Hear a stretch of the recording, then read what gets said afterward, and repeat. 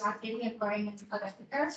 So they basically set out to do three main things, and it's to connect, learn, and grow. So it's connecting with your local partners, giving your employees opportunities to learn through various training initiatives, and then just exposing the business to opportunities to grow. So the IMCP currently is recruiting new partners, and there are different pricing levels according to how big your company is. So we have an EME, a QSE, and an enterprise level price. And if your business signs up, you basically have an unlimited amount of employees that you can put onto the program and give access to it. So from a South African perspective, we basically have set out to do three things. So we want to create learning and development opportunities within Microsoft partners to learn and grow. We want to encourage and really drive the D&I conversation. That's something that's really important and special to our hearts in South Africa. And then the third one is just networking in the 3D version again. We all know that happens. So if you're interested, you're welcome to chat to me or Yvonne there in the corner.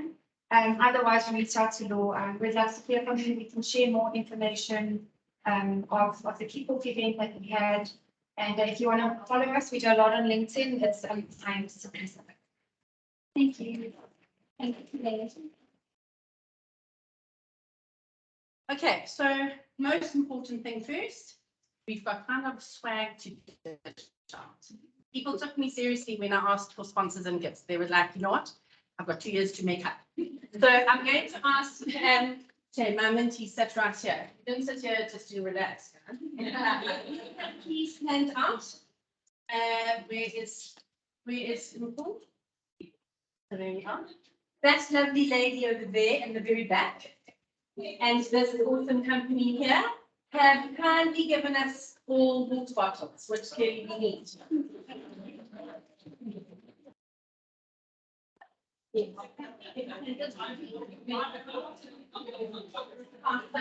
Thank you kindly.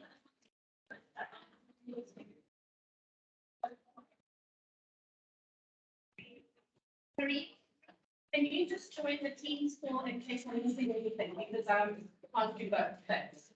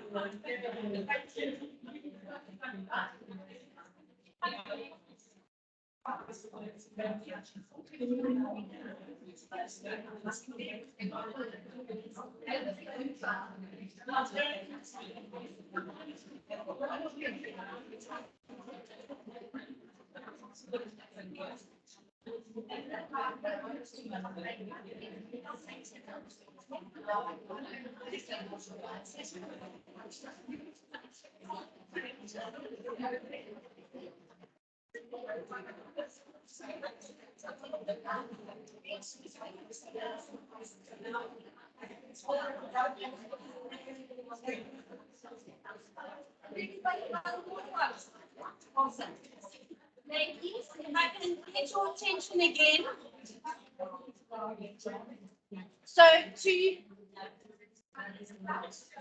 motivate you guys, to motivate and inspire some very excellent questions, Paula, one of our long-time WIT members and 3 times a WIT speaker, has very kindly donated 6 copies of her own book. And I think for women, there's a lot to be said about these 2 topics, embracing conflict. The first book will go to the person who can honestly say they embrace conflict. Sex. It depends on the you can't know, I'm not asking about spouses. And then a very big one for all of us, embracing no.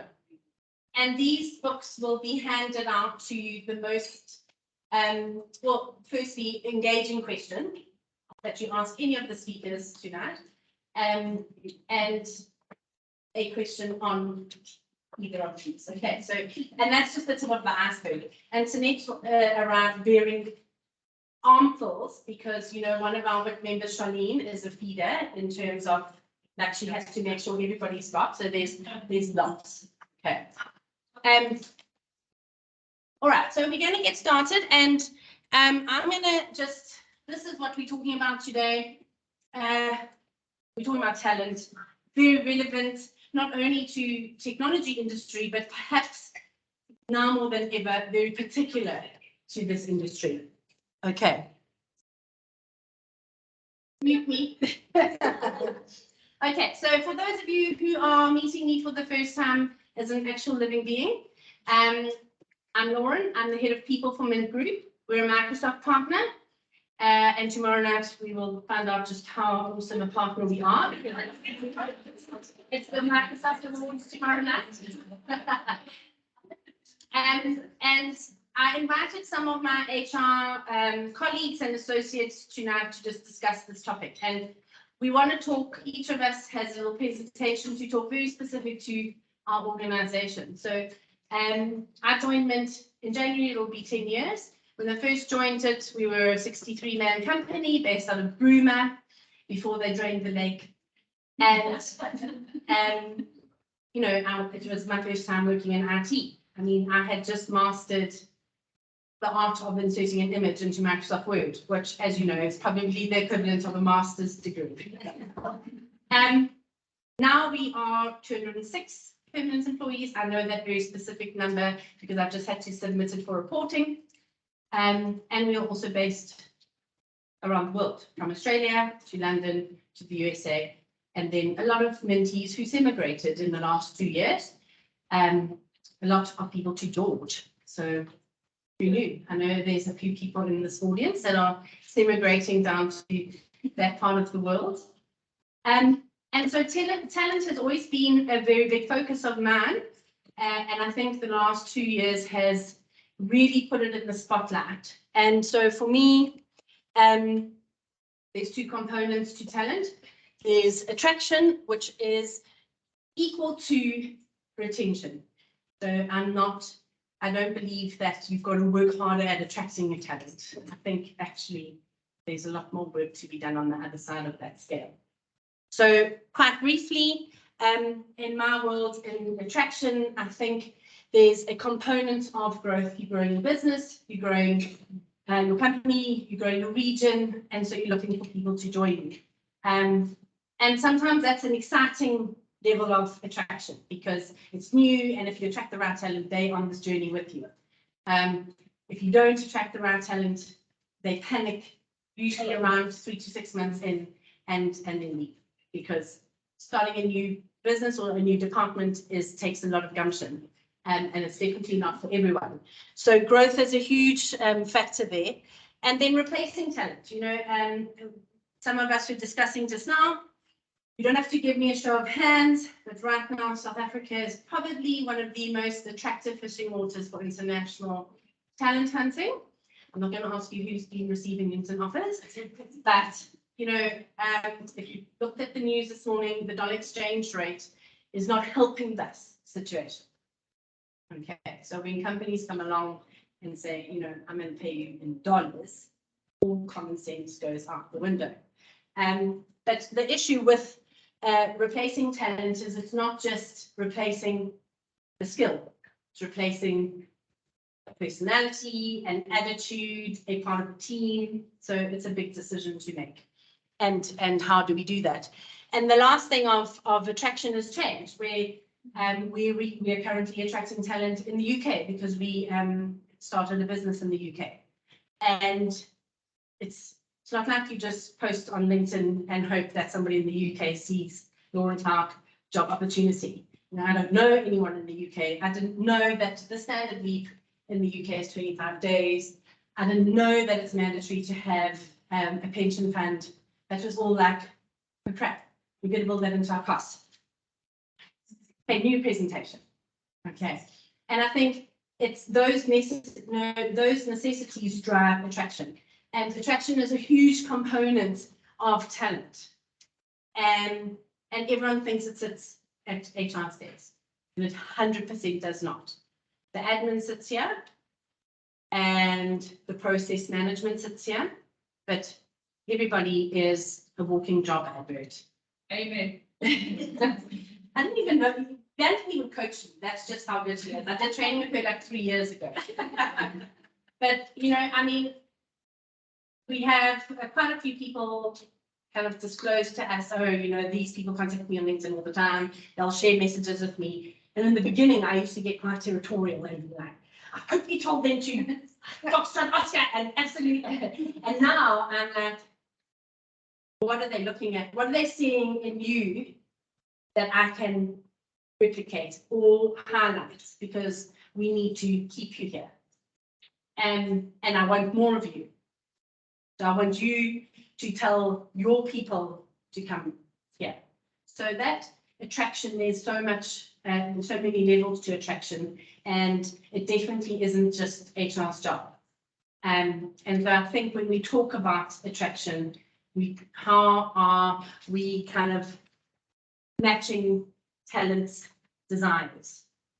And money is one, we know, money is, you know, but it's not that thing.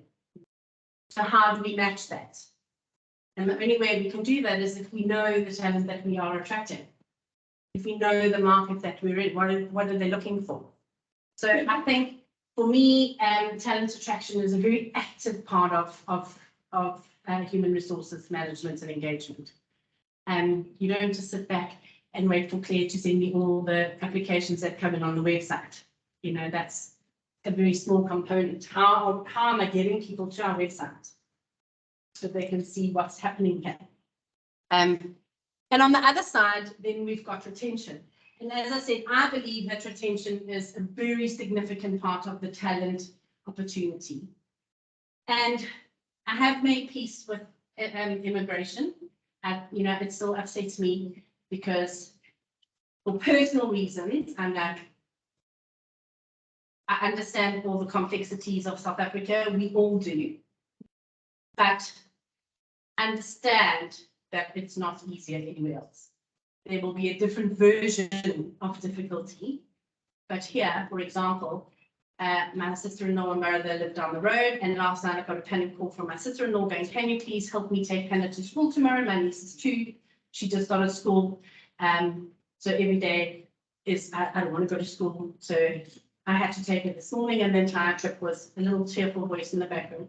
I don't want to go to school. But I'm right here. And I don't think people realize the significance of the support structure. That's one component. And so when our mentees come to us and say, you know, I'm being offered this opportunity, we're going to the Netherlands, I do counseling with them just to make sure that they've made a decision based on fact and not based on, oh, it's bloody load shedding one more time. Because this was the straw that broke the camel's back. And I think a couple of people have shared on LinkedIn a brilliant article that came out in Business Day, and then it was republished a few times about middle class immigration, where people don't realize how much immigration actually costs. It's not just your plane ticket to get there. It's, there was a calculation done that you need to have R1 million in the bank to survive the experience in first year of immigration, which middle class South Africans, in fact, not just middle class, probably 95+% of South Africans don't have. But there's this, you know, the eternal optimist South Africans, no, it'll be fine. Once I'm there, it'll be fine. Make that, it'll be fine. And it's not always fine. So I think for me, a big part of retention is, do our mentees understand our purpose, and is it aligned to their purpose? Have they bought into why we are here? Because then it becomes personal. It's not just a job.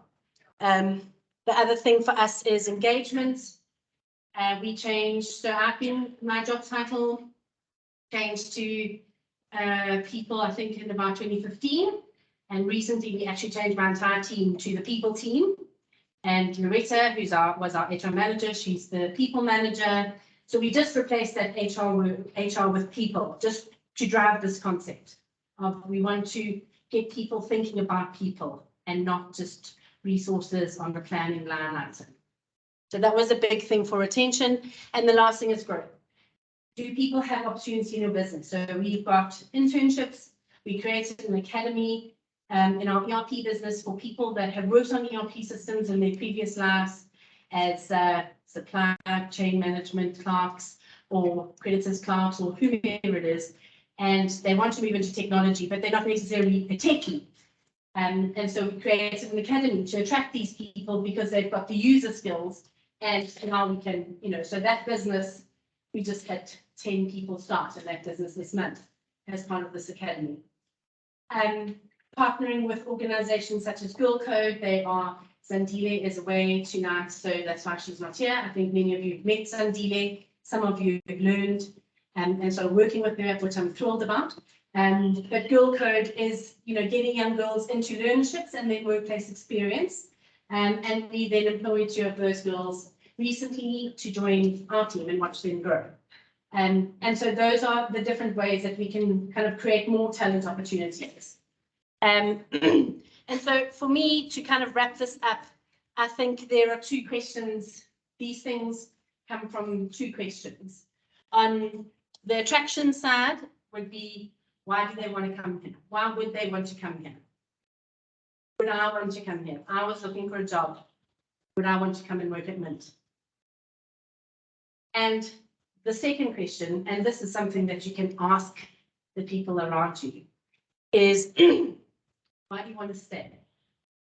Why are you staying?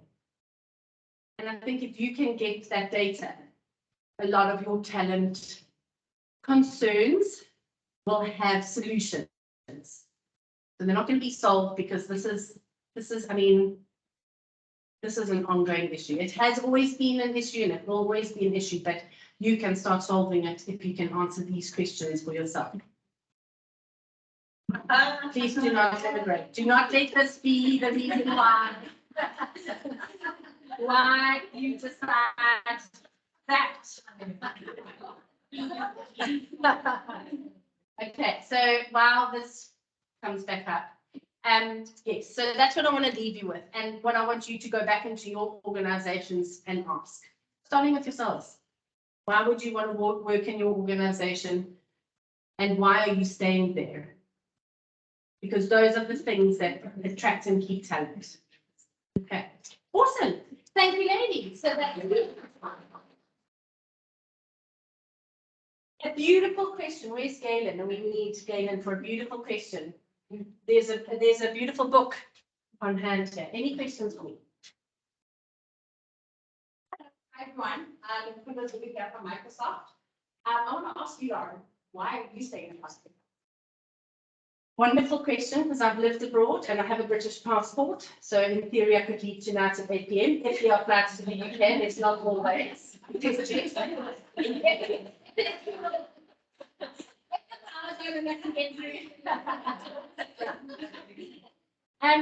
So firstly, opportunity. I believe that there's just this incredible amount of opportunity in South Africa, especially for young people, which is hard to match up to the figures because they look so dire. But South Africans are so entrepreneurial, and we recently were invited to be part of the Girl Code Hackathon, and they had 3 around the country.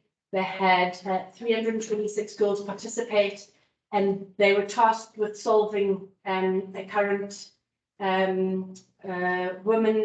vulnerable women problem.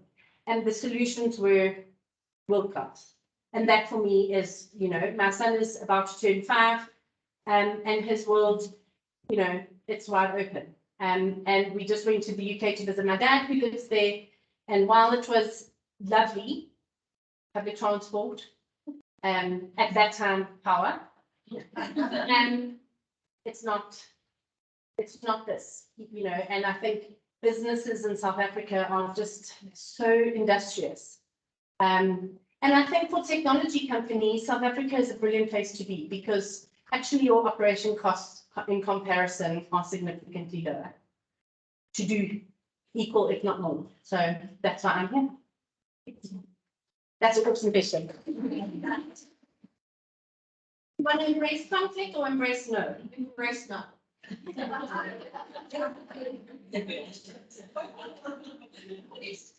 That's the definition of embracing. Thank you. All right, so let me let you charge your glasses while I pretend to know what I'm doing. I'm just opening some more wine, so if you. I used to waitress, why can't I do that? No. I know, that's heaven's. Please get something to drink and say you can help me here. So let's, sorry guys, yes. We just, hi guys, I am just going to reconnect to.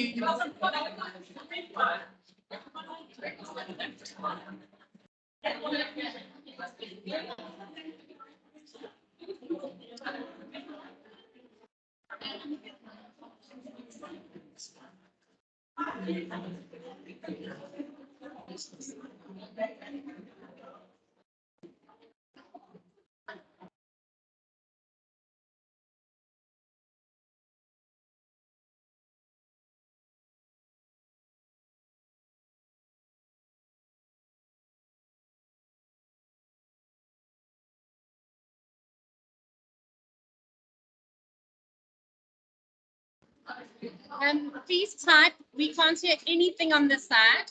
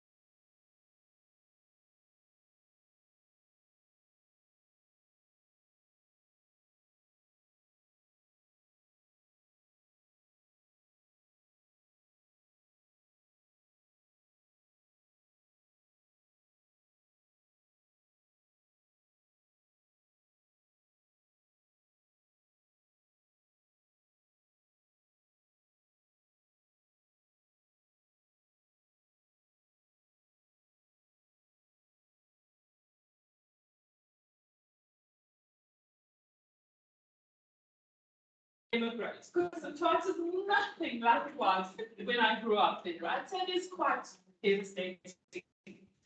But here's the thing, I would never have imagined a girl from Umtata working at IBM. Impossible.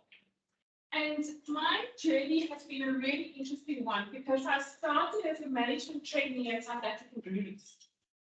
Yeah, you certainly wine. We only had beer in those days, right?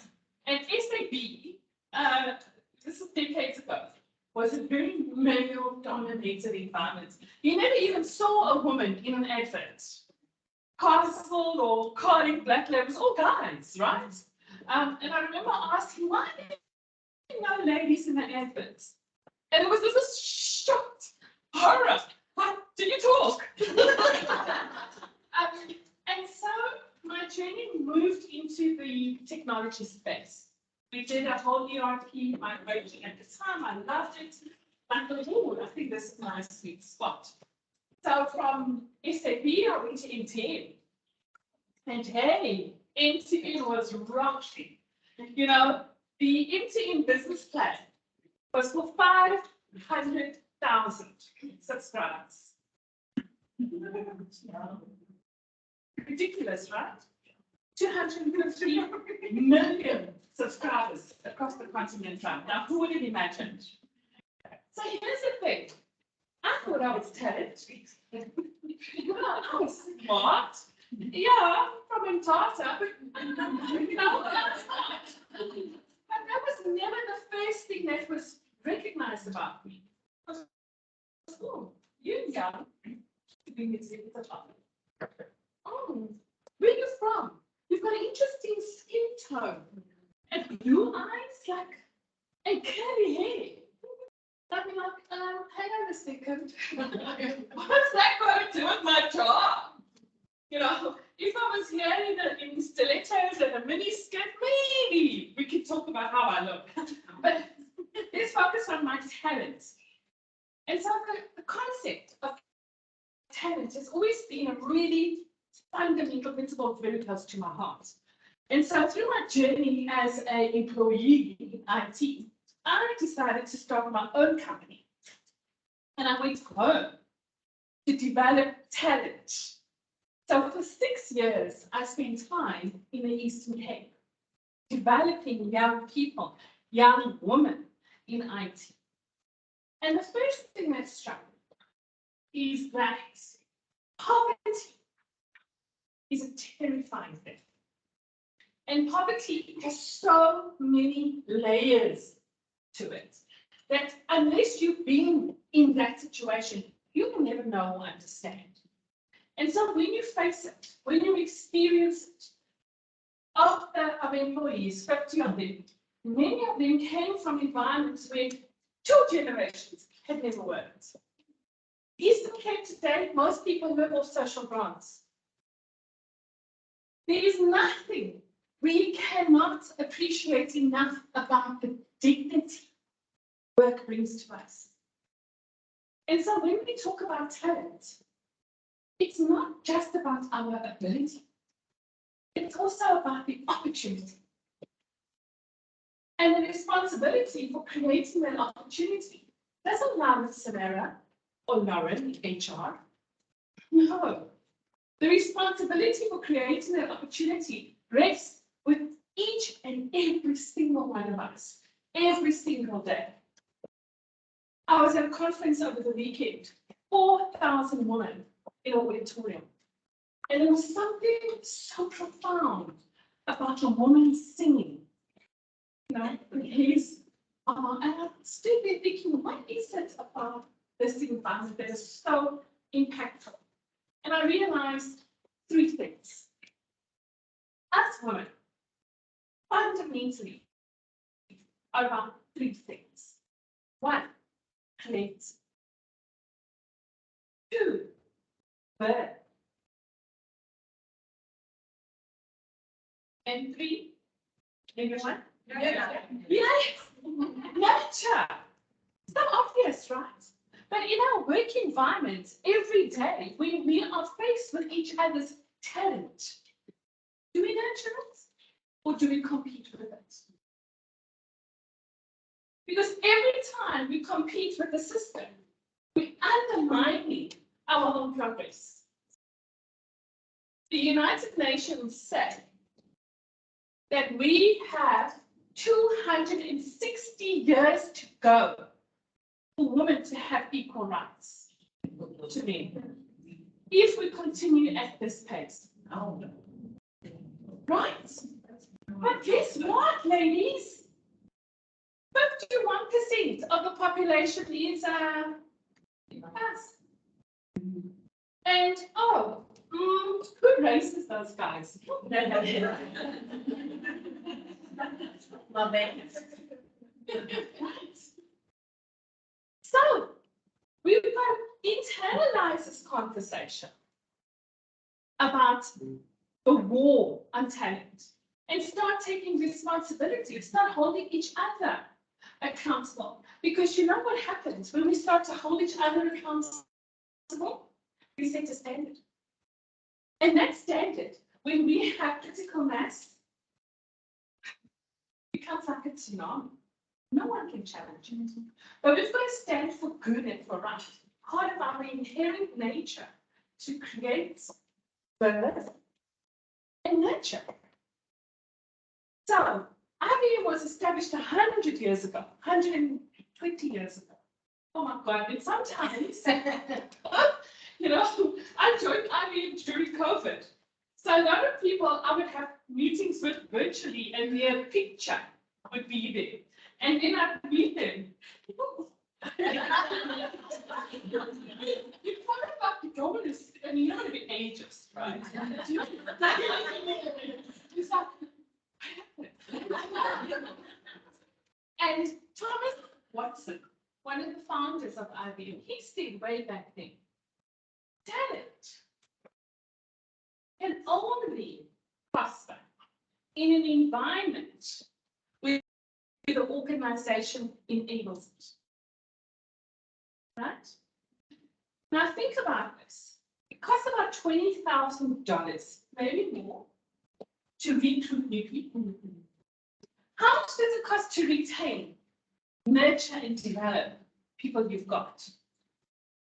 So if we look within IT, and presentation forgotten, by the way, but if we look at the statistics within technology today, and we look at the technology powerhouses, the movers and shakers, and I was horrified. Most of them aren't even 10 years old.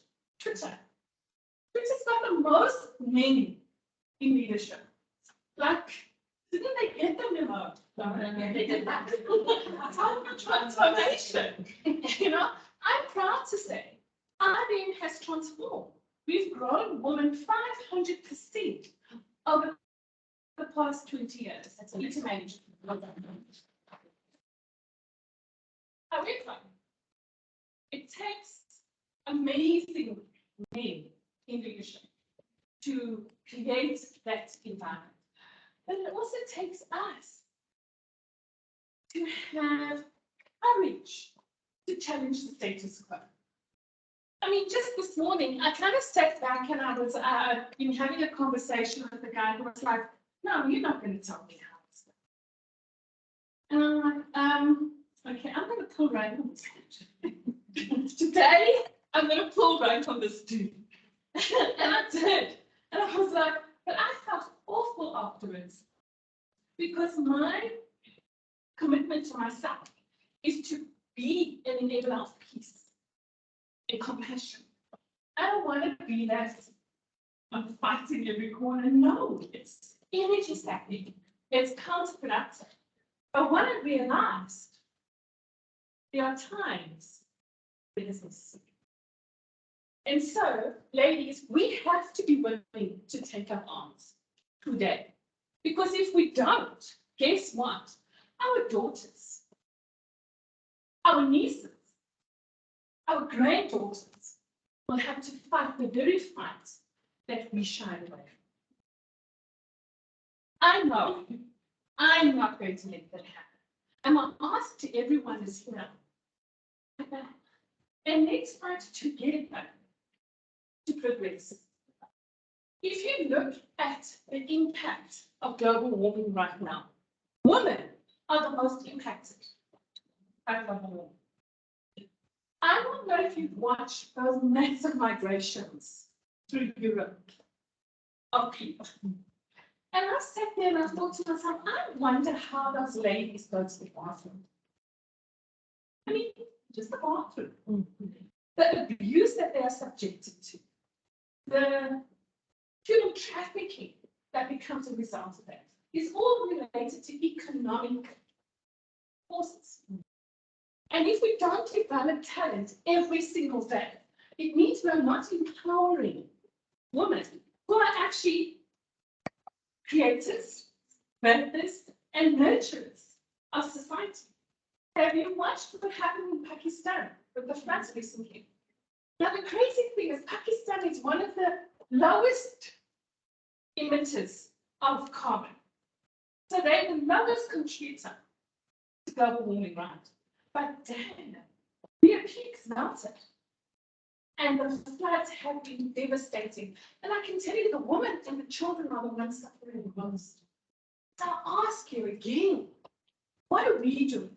Me, you, every day, in everything we do, are we conscious about how important it is for us to contribute to creating an environment where talent can prosper?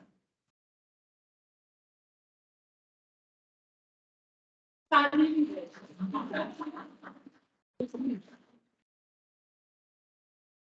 questions? There's a book on, yeah, there we go, at the back.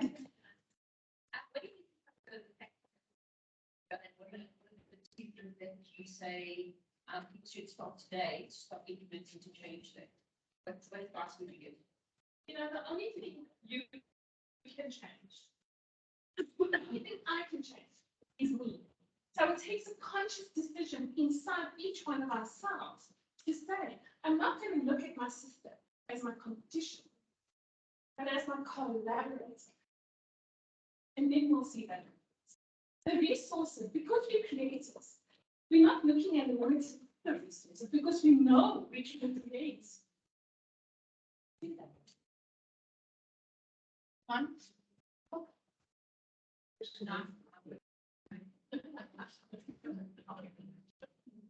Thanks, Jason. Yeah. Exactly. If there was a question on the back first. Yes. Sorry, please. I was a great question. That's what I was going to ask. But it's takeaway. That's maybe why you see the biggest challenge for women, for young women entering into the workforce. What do you see as the challenge?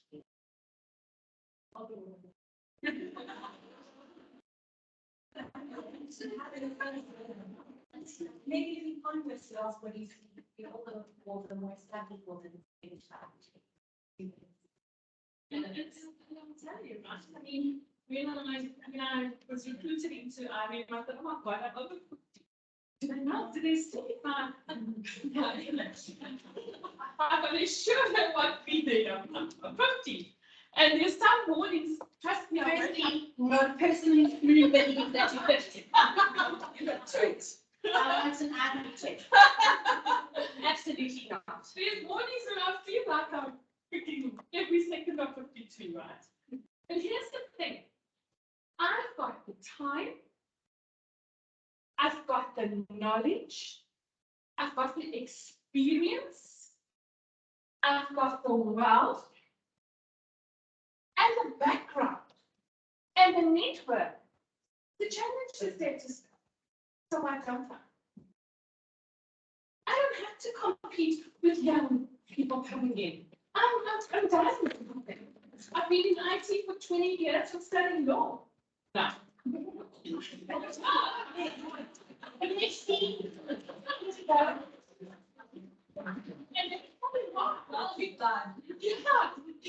Even when I register, I thought I wanted to going to say you're a bit old. But why? Because in those 6 years of running my own company and interacting with people in deprived societies on a day-to-day basis, I realized one thing that holds us back is the rule of law. Now, if you want to change anything, you've got to go to court. But hey, anyone knows how to even begin the process. No, and it's too expensive. So I figured with technology and with the legal background. Please,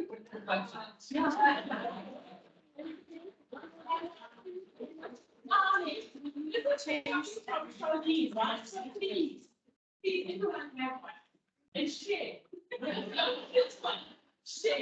Antoinette, thank you so much. I think the dimension of. Sorry. So, do you like to care to share how you were received when you break? Because I'm a nice person. I like being a nice person, right? I'm not confrontational. Shock. But I thought it through first, and I got all my ducks in a row. So when I laid it out, it was no good.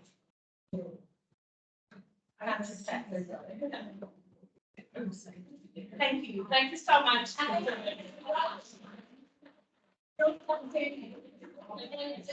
Time with these kind of talks, I always invite you to reach out to the speakers, connect on LinkedIn and talk about this. That is what the purpose of today is. And Antoinette raised two things that I want to comment on.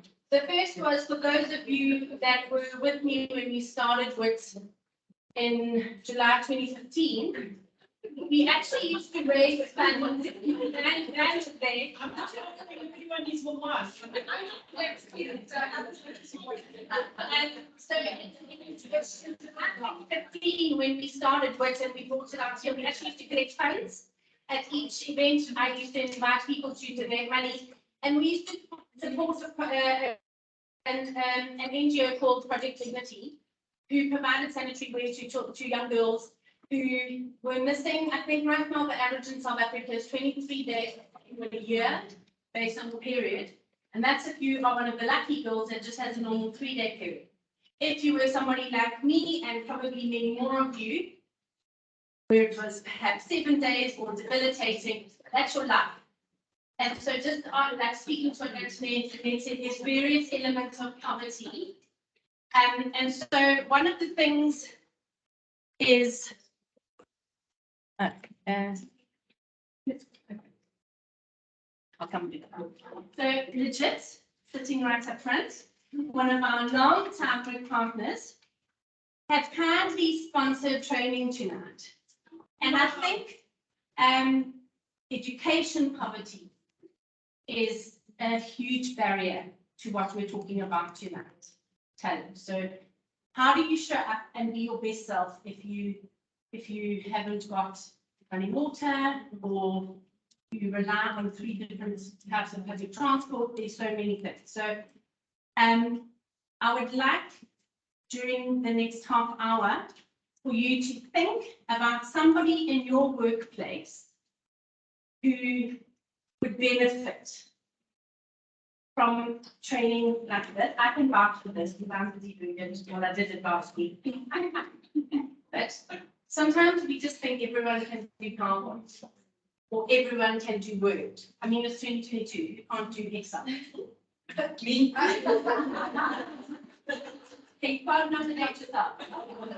It's PowerPoint skills are just, I mean, it's just one of those things where if we shift our lens and look around us, is there somebody in your organization whose life might change with a new skill that would redirect their trajectory? So, you know, we can't understand that poverty if we haven't been there.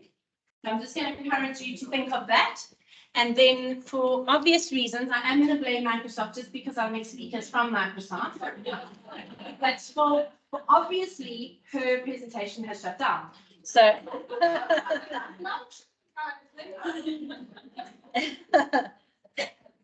No. I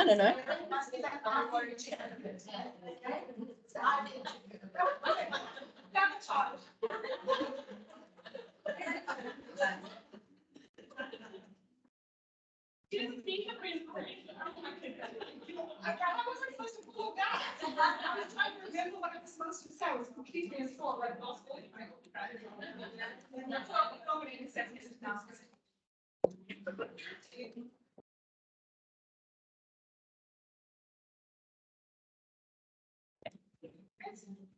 There we go. And Sameera. Thank you, Sameera. Thank you. So good afternoon, good evening. Thank you so much for having me. This is my second WIT certificate, right? I'm officially in the fold. In the fall, badge. And everything. So thank you so much. First of all, like bravo, honestly, it's so inspiring. Just your reflection points were just so spot on, and it's so fascinating that those reflection points were true that many years ago, and are still true today. And so much time has passed, and we still haven't moved the needle. Just eventually wanted. So thank you so much for sharing. Although you've set me up for failure after the pressure. The other thing is I've got a bunch of my Microsoft people. I'm going to go back to the office tomorrow. It's all good stuff. So first of all, thank you again. I'm Sameera Mohamed. As of the 1st of October, which is Saturday, I will start my 15th year with Microsoft. Interesting story, and Sophie, where's Sophie? Okay. So Sophie doesn't know this, but I tell the story all the time. You don't know I tell the story. So you always look good, don't worry. So I joined Microsoft almost 15 years ago as a graduate hire. I had a 6-month internship straight out of university. Figured I'd have Microsoft on TV, good for me. And never left 15 after 15 years, and officially took the role of an HR director at the 1st of July last year. So officially 1 year into enroll. My first day walking into Microsoft, I had Palestine, picture, so put it on your access card, the first day picture, and I'm sitting in the reception area waiting for somebody to collect me. I have no idea where to go, and this force walked in, and she was on a call with somebody, I don't know who, and it was a very intense call. And she sits down in the reception area, and I'm like, oh my God, this is the type of people I have to work with. This is the person, I mean, like, they're smart, they're heavy hitters, and I have to show up. So Sophie's been part of my journey since officially day one. She doesn't know the story, but I tell her. You never know who you're inspiring. You never know in what moments you're actually inspiring and intimidating people. A TV person, second to you. So again, thank you so much, and hopefully through today, I think Antoinette's done a really lovely job of outlining the current status quo, and perhaps what I want to do today is talk about the future, right? Talent in the future, and the considerations for talent in the future. And some of the insights that we've picked up as Microsoft that will help you in your organizations, whether you're in HR, whether you're a manager of people, whether or as Antoinette mentioned, all of us care about the people agenda, whether we're in HR or not. So hopefully through some of the insights I want to share with you, will help drive the momentum around how to manage the talent opportunity in the future, specifically with a lens on hybrid. So we all moved to this work from home, lockdown, whatever it was. I did the same thing as I think you mentioned. Do one virtual call, it'll be fine. I did my planning and buying, and I had my stash, and I figured 2 weeks of stock was okay. And then lo and behold, 2.5 years later, I was stuck behind my dining room table. And you've still got enough toilet paper. I still have no toilet paper. Who's the one that's selling the toilet paper? So when we think about the move towards the new world of work, and we think about how people are going to navigate this opportunity, because let's be honest, some of us have really enjoyed the work from home. I don't know about you guys, but I really enjoyed skipping the showers in the morning and maybe catching a test block, not having to put makeup on every day and might be having no camera day. So there are a lot of opportunities that we've had during the hybrid lockdown periods that people want to capitalize on still. And with this shift now to work from home, work from anywhere, work from the office, work from the garden, work from the beach, you can literally work from anywhere. Hybrid's proven that. And we did an interesting study. We actually did 2 studies, and we've made this available. So if anybody wants to have a look at it, we commissioned these studies across our organization, across 30,000 employees, across multiple Microsoft entities, to really understand what is driving people's behavior in this new way of working, in this new world of working. And an interesting statistic came up that 73% of our organizations want to hybrid work, flexible opportunities today, right? So a huge chunk of the organizations that I'm not going back to that office 5 days a week, from Monday to Friday, 8 to 5 o'clock. But also 67% of them said, I want to come to the office. So what do you do with that information? I want to come, but I don't want to come. So how do you fix that? And then when you think about, we have different Microsoft offices in South Africa, China, Australia, all over. You're solving a situation for a talent opportunity for 180,000 employees. not just for Microsoft South Africa, not just for Microsoft Australia, or wherever, to solving a talent opportunity for 180,000 employees, each with a different context, each with a different lived experience, each with a different expectation, each with a different need, and so on. So how do you actually solve for that? And if you think about it, our answer wasn't hybrid at the start, right? Hybrid's just a fancy word throughout it. But at the end of the day, the answer for us was not hybrid. The answer for us was flexibility. So how do you actually give flexibility to people in the moments that they need it, or what exactly they want to use it for? And this becomes so important when you put your woman hat on, your mom hat on, your sister hat on, your white hat on, you put all the different hats you wear as a woman on. How do you enable that flexibility so you can balance your work and life in ways that you never ever thought possible? I was never a drop-off to pick up my kids' mom, never. My kids always found them to transport. Somebody dropped them off, somebody picked them up, and then they had these GPS watches, and then it would trigger when they left the parameters of the school, and then I would watch it on my phone and track them until they got home, and switch the cameras on at home to make sure they got in, and step out of the meeting because I know they would call me and say, "Oh, you have to get home." And you have to manage that, right? Because you were in the office and there's nothing you could do about it. And then lockdown happened, and I became Papa's mom. I became that mom who was able to pick up the kids, stop for an ice cream or a slush puppy or whatever they wanted on the way. And when we moved to the situation where we could go back to the office in a mask and so on, I refused to give it up. Just point blank refused. So that's not going to happen. My kids will always know that mom will be in the parking lot waiting for them. That 20-minute drive home is so precious because that's not the word of the thing. You actually want to listen to that, right? Sometimes it's annoying because, I don't know, if you guys have kids, but this breakup, I mean, they're breaking up with somebody every second day. So I'm coming back to like coach and consult them. So I would never give that up again. So how do we infuse flexibility in the ways that we actually running our businesses today? Oh gosh, I'm going to bore you. So the answer from an HR point of view, if I just put my HR hat on for HR people, is really think about an operating model that encompasses three things. And I'll touch only on the people, just in the interest of time. But there are three things that we wanted to be considerate of. Number one is people, the unique, specific requirements that they have, to enable the flexibility that works for them. Big statement, hard to solve, right? The second one is around places. How do you actually make places ubiquitous between virtual and in person? How do you build a bridge between the virtual environment? Like you've got people on the call. Do they actually feel included right now? Right? Do they actually feel like they're Karika's in charge of our virtual group. No, we've only just done this now because I was like, okay, who's checking on them? Exactly, just checking on them. Because they ask the question, can they get a book? You know? I have water bottle. So it's about bridging that divide between the places of where you are physically together, sharing this experience with those that choose to be virtual, that's digital, because that may not be something they're able to do. Maybe somebody's in another location, they weren't able to travel, they weren't able to come yet. But you create that inclusive environment so that everybody physically and digitally feels included in the moment. Because inclusion is not just about race, gender, yes, absolutely. But it's also about how do you make sure every person in the room feels included in that. And the last one is around processes. So just making sure that you have the right policies in place, that your managers are well equipped, that your onboarding is supportive of that, your exit processes, and so on and so forth. You've got to really think about these things from start to finish. So let me touch on people for a second, and you can skip sort of straight through, and I'm not going to bore you with the statistics slide again. And all of you know this, every one of us in terms of who the speakers are spoke about the importance of people. Digital transformation, technology advancement, hybrid work, all of these things driven by human beings. Artificial intelligence, machine learning, whatever it may be, it's driven by human beings. So you need to take care of the people who take care of the technology. Otherwise, it's all going to be for naught. You have great technology in your company for absolutely no reason, right? You've got to create that culture where they feel like they want to come to work. They have purpose and meaning in their job. It's connected to the core of their value system.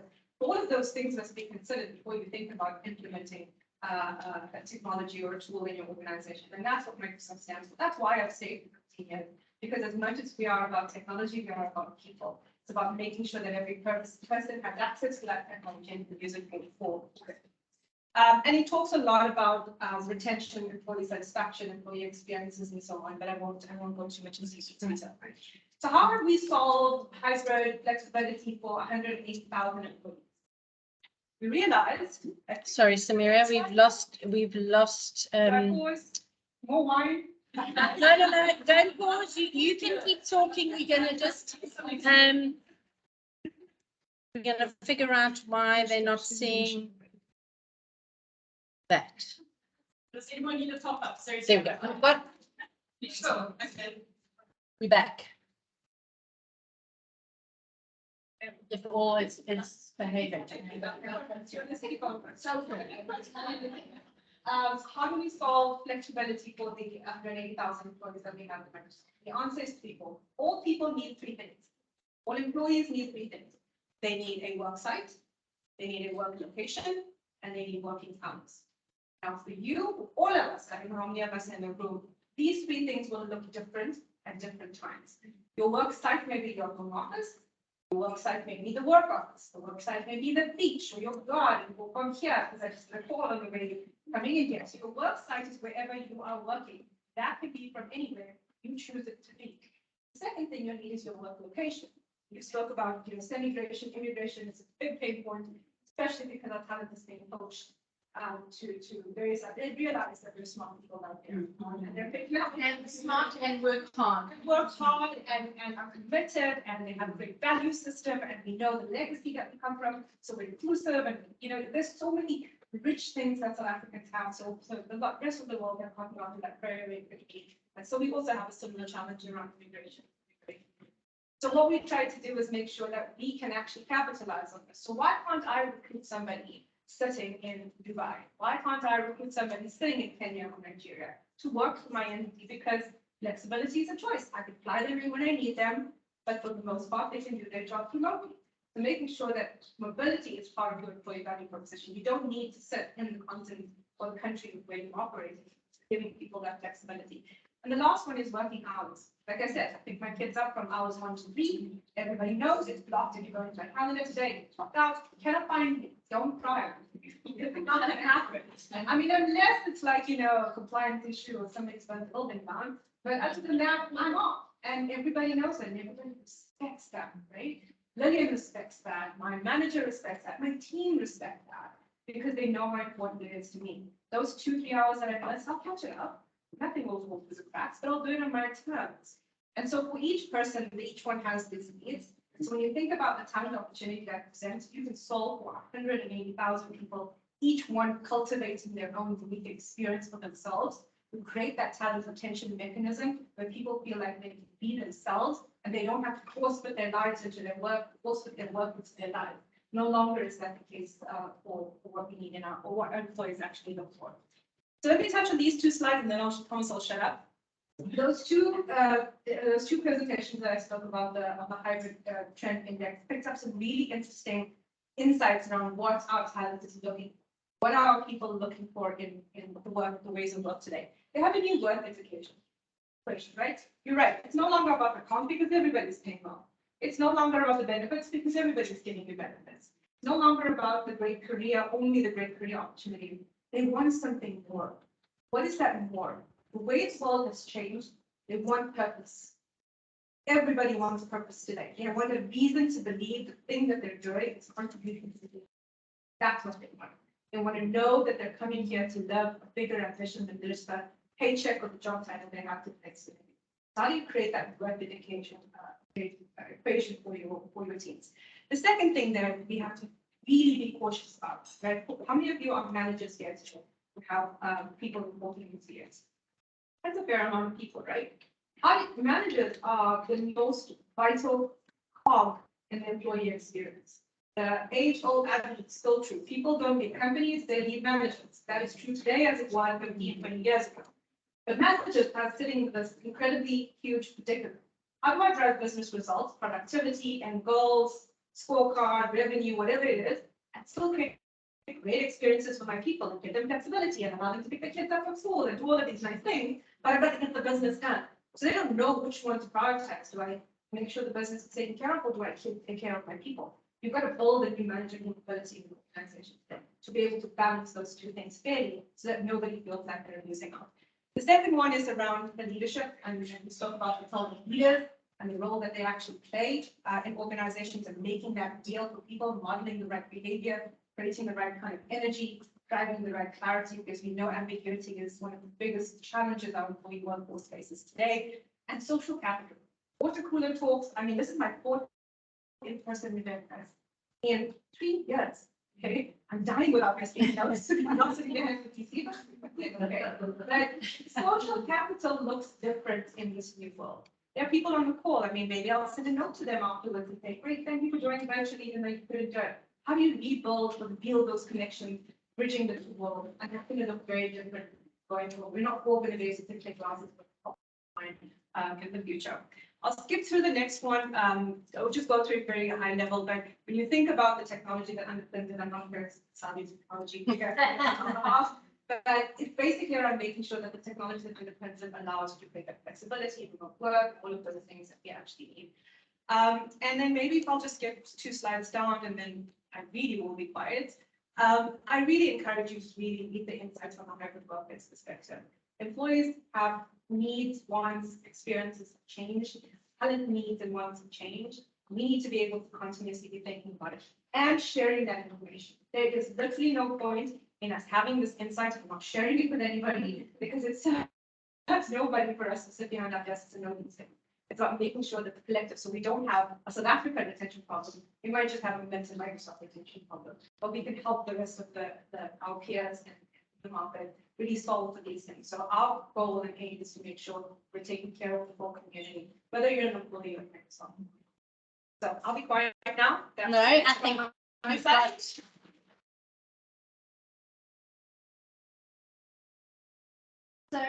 So if you can ask, we've got 2 books. I'm just going to quickly tell you about women. The first 3 books that were snatched up was The No. And if that does not tell us about our gender, then let that be your one takeaway today. It's not a problem. You are not wrong. It's not, you're not letting anyone down if you say no. Just go back to like your toddler's first words. No. So that just tells me everything. Okay. So. So I don't think it's really a question. More and more we're seeing all the LinkedIn stuff and all the comments that are coming up about looking at opportunities. So you spoke about, first of all, finding people to come attracting employees, but also retaining. And I think that's becoming quite a critical thing when people are looking at job opportunities. And because of our skill shortage in South Africa, we've got a bigger challenge. Because I think, I mean, I was discovering today, and it's so interesting to see how they do. We had 4 in-person meetings today. You know how to do one team sports and discovery. True, so I'm very excited. I sat in there with my team. They knew I was coming. And we confirmed that we were meeting in the room. I got the office. I got to this meeting room. I was there. Okay, they've got teams. They're all freaking on. Oh, thanks so much. Really, I'm sitting in discovery. You're all sitting in work. They're just start. They're just. And I think this is becoming very interesting in terms of recruitment and retention of employees. Yeah. But also, you can't have one and not the other. You can't be all or nothing, right? Because human beings by nature, by default, we're social people. We feed off the energy. I watch that room. All of you are nodding, smiling when I say something, engaging with me. I use that in the virtual world, right? Because you're on camera, I just see you on a Teams chat, just your name's there. You lose that energy and that momentum. So it can't be one or the other, but it's about striking the balance around where those opportunities are and when you can capitalize on it. I wanted to just see, seeing as we were speaking about the people on the call, any questions from the people on the call? I swear I have got goodies for you as well. I see we've had a nice, lots of nice comments there. Okay,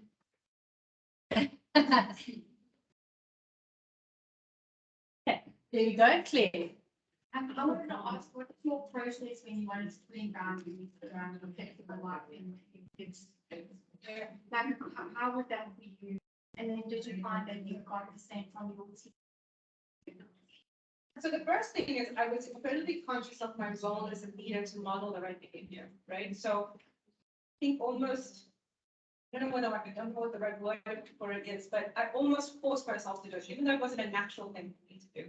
I forced myself to do it because if Sophie and Megan and the rest of the people at Microsoft saw their HR director doing that, they would feel okay to do that, say no, block us in their calendar. But first of all, I probably did it out of altruistic benefits, right? Then realized, my God, it's the greatest thing on the planet. I'm never giving it up again.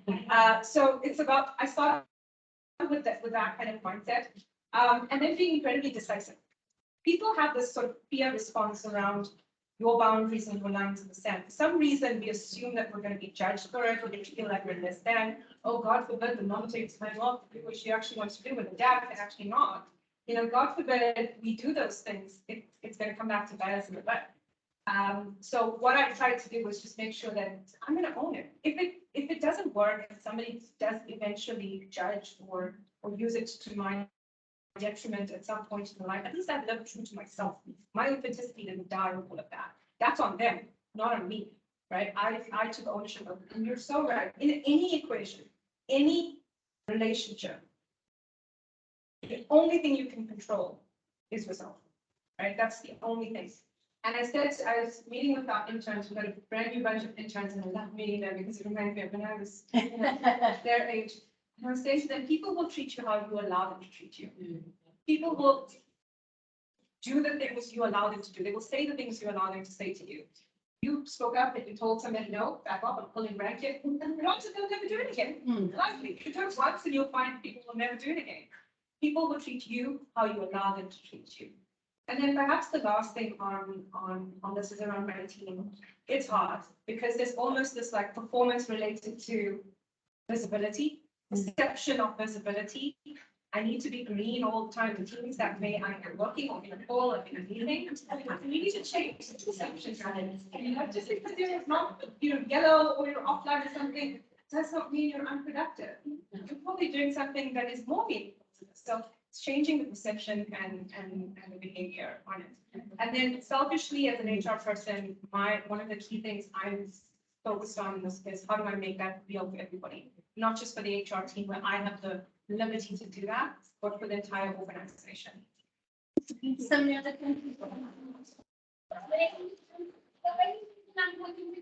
we still got dynamic van over there, and she's purposely pouring out the wine. She was hoping up the bed button. Okay, and two things that Sameera spoke about that you can do right from the second, but definitely from tomorrow when you start your work day. And that is, what is your observable behavior? What is your observable behavior? Don't look up, don't look left, don't look right. What is your observable behavior? Because that is your boundaries, and that is, how you set the tone for how people treat you, but also for the people that are observing you. And that leads into the second point. I think I say this almost every WIT, but you do not realize that you are inspiring somebody around you. Somebody is observing you in some manner, whether it's the way you dress, the way you work, the way you talk, the way you dish out wine, and they are aspiring to that. And it goes to everyone, not just the people at the top. So just know that you're being observed. And when you start thinking like that, it also makes you aware of your behavior, because you start living the way you want to be treated and treating people the way you want to be treated. So Sameera, thank you very, very much. And now we're going to get on to one of our longest WIT members. And we always tease Van because she started her own business on April Fool's Day. And if that doesn't tell you everything that you need to know about Van, then I don't know. Okay. And seeing as we're talking about talent, and what I particularly loved is all three of us took a different lens today on talent. And now we're going to put all the pressure on Van to knit that together. So I have 3 questions, and then you have 3 questions. So get busy thinking, because Antoinette still has goodie bags to hand out. And I have 4 bottles of wine to hand out. Okay. So Van, please come up. So our ladies on the call can see you. There's quite a few. Sam, what about remote employees who are not in the office? Okay. Sam, we're going to answer you afterwards. I promise. Okay. Van, use the camera. Yeah. But you don't, yeah, you just walk around. Okay, so those quick introduction and go. Elevator pitch on yourself. Okay, perfect. So guys, first of all, it's so lovely to be back in person again. So great to see everyone. Everyone looks just the same. I've decided past COVID, I'm not wearing makeup and I'm not wearing heels. I hope you guys did that before COVID. For those of you that know. So, Vanessa, long-standing member of WIT. I love these sessions. I've been talking about this for weeks now. I actually turned down a speaking opportunity in Amsterdam this week because WIT was happening. Staying here for this. So in a nutshell, I'm a global talent sourcing trainer. What that means is that I train companies all over the world to source talent better, not just to rely on LinkedIn and job boards. So some of my clients include the likes of, as we were talking about, Twitter and Eventbrite and a lot of companies in the UK at the moment that I'm under NDA with. So I really enjoy what I do. I also work as a freelance talent sourcer. I move talents around the globe. If you're really good at what you do, you would have heard from me. And we probably all already connected on LinkedIn. So that's to meet everyone in person. First question. What is the difference between talent and resources? That is such an interesting question. I'm going to take it a step further. I'm going to throw it in the candidates as well. Okay, so this is what I feel. So this is a big disconnect between the people who are looking for talent and hiring managers. You're not a manager sitting in this room, I know, a lot of senior people. When that CV hits your desk, do you know how the recruiter found that CV? Or found the person? Yeah, we presume LinkedIn. Yeah. But did the person apply or was that person headhunted? Because you know how often I speak to candidates and they say they knew the company wasn't right for them. When they sat down and the hiring manager said, so why do you want to work for us? And the person turns around and says, well, I actually don't. I want to put that.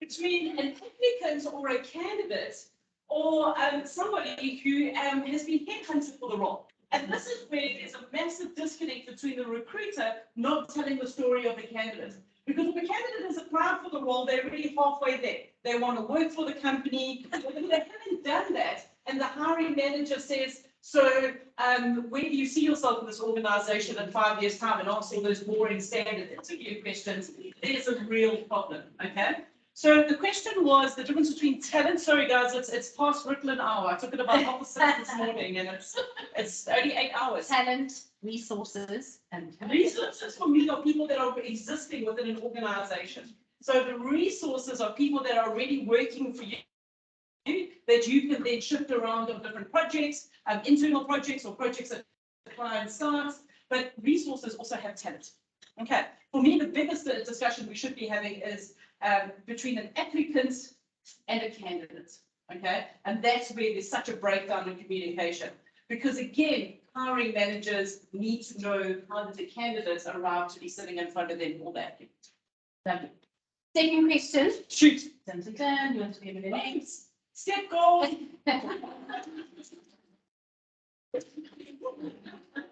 Van, in the engagement process with talent, who is indicative or who is representative to talent of an organization? So obviously, for most people, I would be as the HR person managing recruitment, I might be their first point of contact. They send me the CV, but what have they seen and done before then that makes them hit send?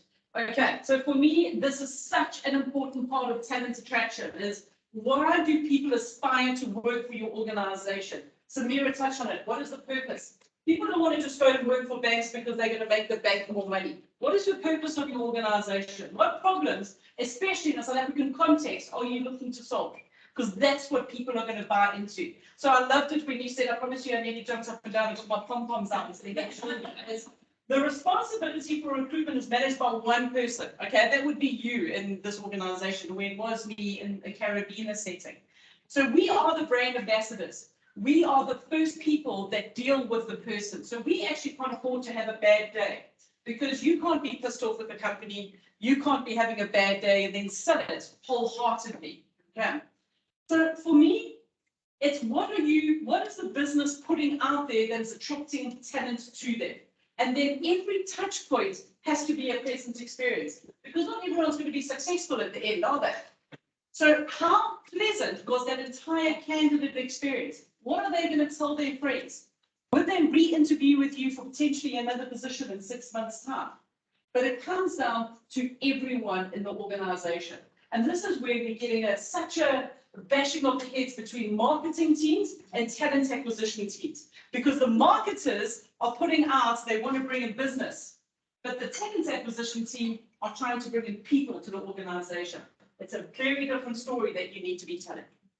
So everyone, but my advice, find your A players, pick them out, make them your brand ambassadors and share their story. Why do they wake up every morning and choose to work for you?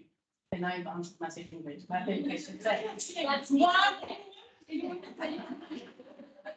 now you'd like to add 3 goodie bags to hand out. There's our first question. So, I've got a deodorant, change. I've got a digital learning business. One of my most challenging experiences was hiring someone with the right technical skills, but wasn't a culture fit, was horrendous. And once you've got someone in your organization, it's not that easy. And my question to you is, how do you assess? I mean, I've got a couple of, I want to test you on this. Because I think if you don't share common values and ways of working, Absolutely. it's just a disaster. I An mean, expensive disaster. yeah, very expensive. So first thing I wanted just to mention how nice it was that a hardy dog for your own.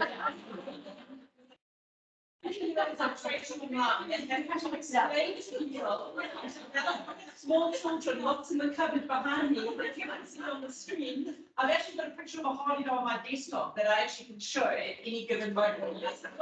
This is the noise they're drinking out the pool. So let me answer your question. In an ideal world, you have this lovely saying that says, hire for attitude, you can train the rest. Yeah. But sometimes it's actually not just feasible.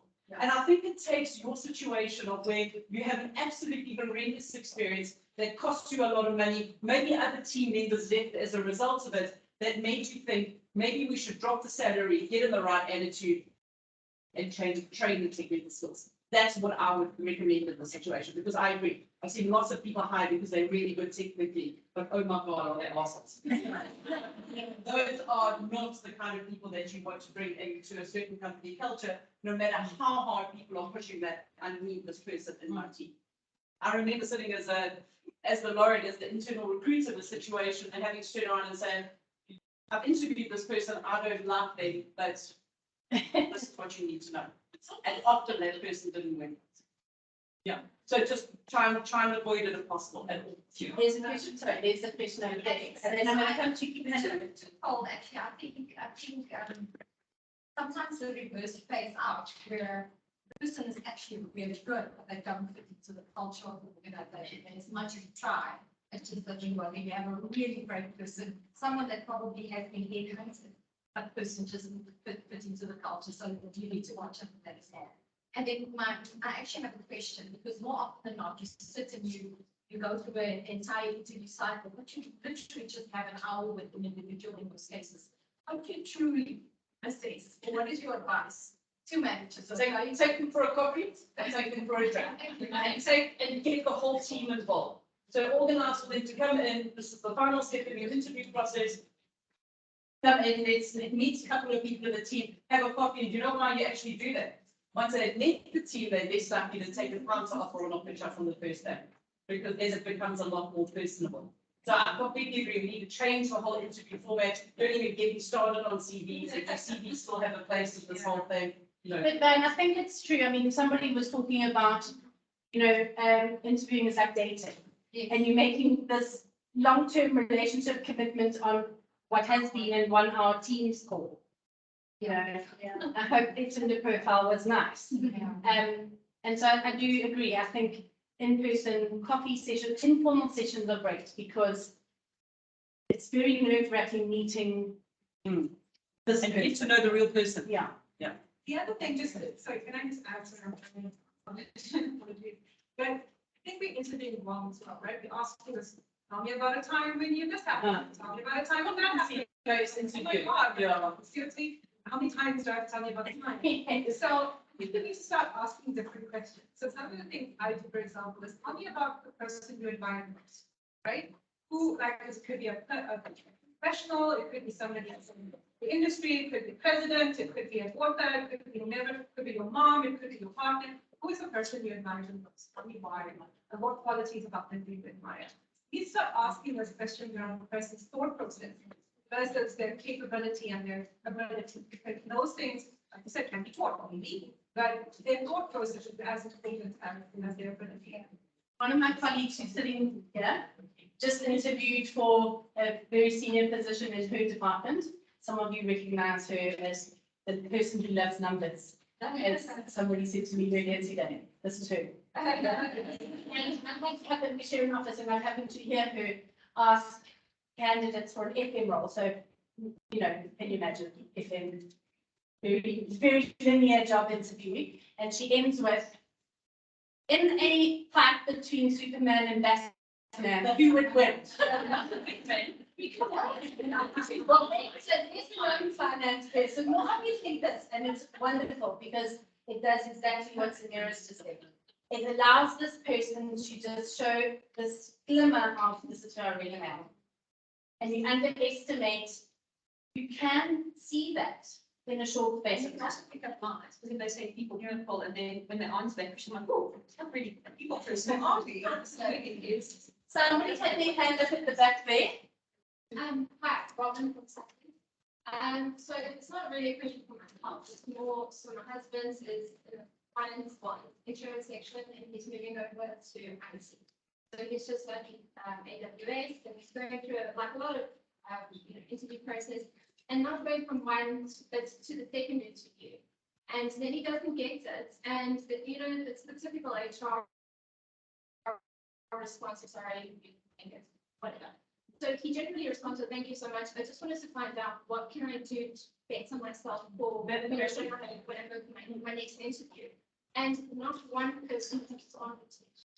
And I'm wondering as to why HR might not do that, or talent acquisitions don't do that, because I feel like it's benefiting everyone, not only themselves. So is there anything that you could say or do to kind of, I don't know, maybe change the topic up, or maybe have a better response in an email to the talent acquisition?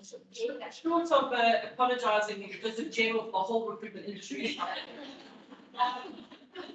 And it is true. I mean, it really is. That's really not great for your husband. It really isn't. You have the right to know. The candidate has the right to know because how they're supposed to improve in future interviews. So I would keep harassing that person until you actually get the feedback. And it will irritate the hiring managers because the hiring manager, a lot of people turn around and say, no, I didn't like them.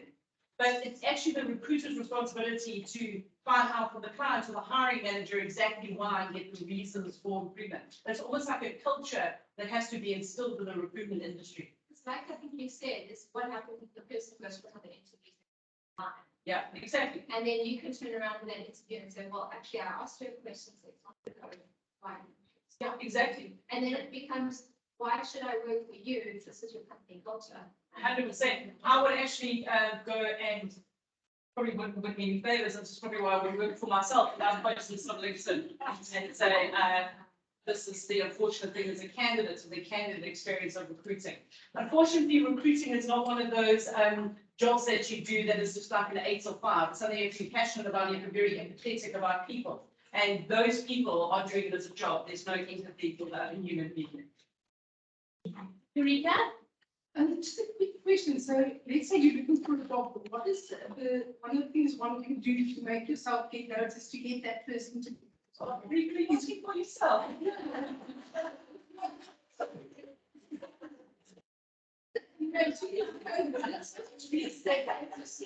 know what? And I must say for me, what I found that I'm trying to see what from a recruitment side, what do you guys look for? Because what I found, being on LinkedIn, posting a lot of stuff and not just reposting. You do well. But adding something of your own insight to it, and then getting just the latest certifications. Although I've got a BTEC that's years old, and with the IT industry moving so fast, a lot of that's no longer applicable. So I found doing very recent certifications really helped to get me myself noticed. And also then reposting it on LinkedIn to get very high on the recruitment. Correct, you're doing all the right things, but remember that there's life outside of LinkedIn. So make sure, if you're coding, your code's on GitHub.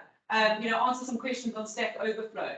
If you're in the data space, Kaggle, just whatever. Dev is a lovely new platform as well to be building a brand. So as long as you are consistent and with what you are putting out there on all of the social platforms, you are going to be fine. And that's what us recruiters love, because trust me, those developers like to hide that. Yeah, they like to hide, they have funny usernames, they have funny profile pictures, that's funny profile pictures of the developers.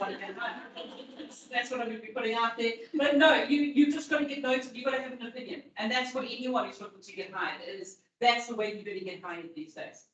Paul, what is your comments?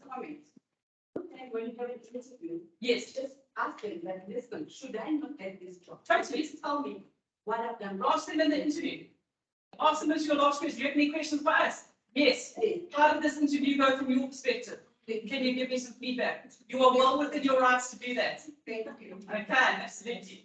Sorry, and when it comes to everything that you're putting online about yourself and LinkedIn and so on and so forth, I've also found that, and I was mentioning to someone else earlier, that you don't actually send your CV through to an HR recruiter first and foremost. It goes through like AI bots to check that your CV is possible. Yeah. It's correct thing. So, or what they're looking for. So it's almost like you need to have your CV almost vetted in a way that it's for the specific role before you propose it. I disagree. I think the CV is losing a lot of impact. I think it's losing a lot of value. My last CV I put together was 14 years ago. Some of my clients in the States are so weird. They ask me, is the next trainer, can I have your CV? And I'm like, no, it gets nothing to do you are. So don't use that rather because I haven't got something to see. I think our CV policy is a big one. Oh, It's like it's going back, no, it's terrible. So what I would do is with that is if your husband is responding to roles on LinkedIn, see who's posting the ads and find that person on LinkedIn, connect with them and say, I've just applied to this advert on LinkedIn that you have posted. Please let me know if you need any more information from me. It's about making that personal connection. One, and we've had the opposite situations. A guy asked me in the interview, like, kind of like you. And in my mind, it was no, because, and then I told him, I think you're too corporate, you're too flexible, I don't think you're going to fit in, and this is my concerns. He then debated for the next 15 minutes while I was on. So I think that candidates also have to be trained to take the constructive feedback, walk away from it, and then move on to the macro, definitely. Then we just got back to who you were interviewing and then. Yeah. Okay, ladies. Just got one more question. Questions here. And I've run out of prizes of chocolates. No, but more than you have one. So I have a question around, for the panel, like, when it comes to, company culture, how do you now translate it from what it used to be to now the hybrid model? Because I'm just going to stop you there, because you're preempting the next word topic. And I'll tell you how it came up. Because when people started hearing seeing the WIT advert for Today Talent, I've had maybe 6 or 7 people reach out to me going, are you going to be talking about culture in the talent thing? So absolutely ask a question, but we are definitely going to do the next event on culture, because absolutely the two go hand in hand, but culture has become a much bigger influence in this transaction than previously imagined. So, yes. Yeah, so again, one of one. We experience into the hybrid working world where you just say, oh, we have this company culture, and you're like, okay, I'm ready. Yeah. When can I see it? Yeah. Yeah. And how do I experience it? How do I feel it when I haven't met anyone? So, pause Pause. Wait 1 month. But I'm committing to you that based on the response, we will absolutely unpack culture. And if any of you sitting here want to discuss your organizational culture, get in touch with me because that's what we want to hear about. So thank you. Okay. Not a question, but a comment, just when you spoke about building your personal brand, I really resonate with that, something I'm really passionate about. And it speaks to Raath's point, you know, talk a lot about what you want to talk about, but make sure it's authentic. Yeah. It just puts you in so much of a better position when you have those interviews and conversations, it's just sort of with people. And your personal brand is so important. 100%, because that's the one thing that stays with you. You may Yeah. change companies, but your personal brand leaves with you. And Yes, two questions, have you ever thought of connecting your purpose, the purpose of the individual, yeah, to the purpose of the organization? 100%. To that is a match. Yeah, absolutely. Yes, Like a dating. Yeah. yeah, awesome idea. So it's what you mean with saying. Yeah, yeah. You know, connect. I think that, yeah, brilliant idea. Should be done more where possible. I actually had someone reach out to me the other day saying she wants to do work at a company that is something environmental and purified water and joke that I know any companies like that because that's her passion. And could I introduce it? Just so interesting. Yeah, that's how she was looking for a job based on what she was passionate about. So that's my one question. And second question, you know, we train corporate, IT, but we also train people in the community. So we talk about the women that are out there in the communities that are really struggling. And we upskill those women with digital literacy skills. So how do we uplift those women with like a LinkedIn profile? Do I need to get those women on LinkedIn? One of my guests tonight, who I brought with me, guys, meet Bronwyn. She is a social media expert. She helps people with their online presence and their online profiles. She is brilliant. We met on LinkedIn. We figured out we lived in the same work. We met for coffee 4.5 hours later. I got like, amazing. Okay, ex-Standard Bank headed up all of their social media.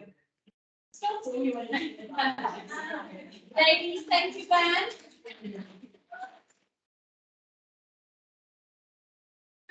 Come back to Bantu, and we have 4 PowerPoint workshops to hand out to a woman in your environment that you think would really benefit from this. Who do you want to nominate? Who do you want to empower in your organization? It's like cats comes. Please pass that back to import. Yeah.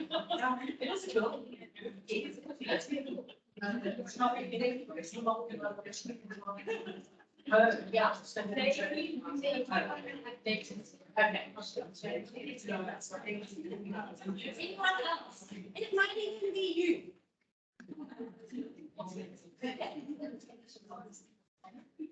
And these are about the design. So thank you very much to you.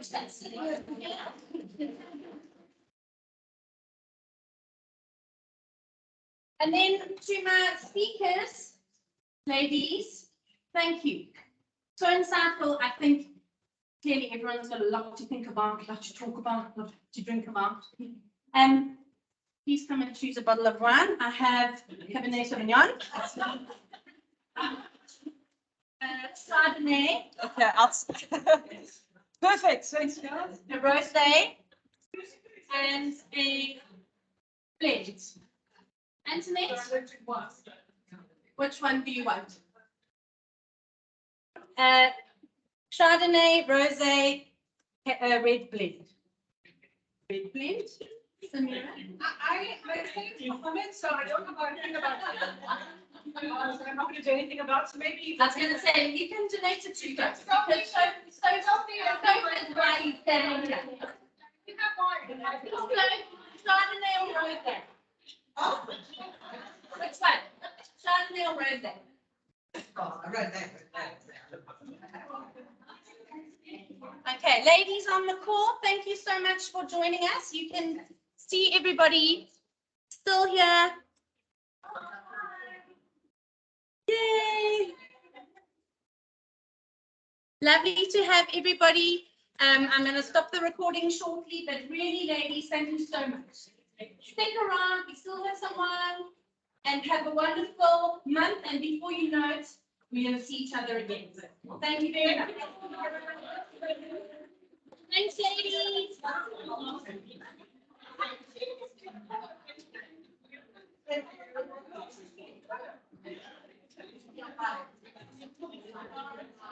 Karen, that's fabulous. I'm a big person, a big nugget person. Hang on one second. So I did you smile, I did you said to you the most, but just see, it took all my might to keep my mouth shut. You know, when you're in your 50s in the backseat, you shut the mouth. No, you don't.